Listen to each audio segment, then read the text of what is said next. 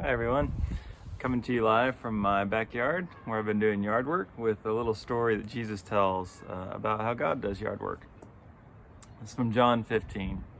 It says, "I am the true vine and my Father is the vine grower. He removes every branch in me that bears no fruit.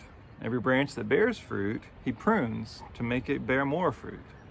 You have already been pruned by the word that I have spoken to you. Abide in me as I abide in you.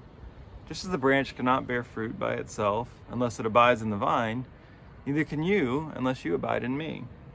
I am the vine, you are the branches. Those who abide in me and I in them bear much fruit, because apart from me, you can do nothing."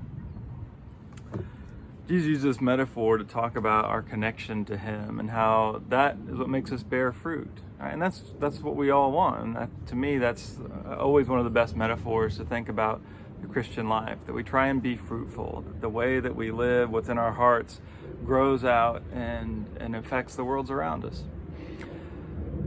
But what Jesus says about us, even if we are bearing fruit, is that God prunes us. Right? And that's something I've tried to do with some of my bushes recently. I probably didn't do a very good job, but even as an amateur gardener, I know that if you just leave plants to their own devices, they don't actually become as fruitful as they could be. Right? A plant may want to grow a lot of leaves when we want it to bear fruit for us. And so Jesus is saying this is how we can understand what God is doing for us. That even if we're doing what we're supposed to do and living the way we're meant to, doesn't mean that there aren't going to be things that hurt. Right? And at least the way I understand this, I never think of this as God as inflicting pain on us just to teach us a lesson, but rather that God can use whatever happens.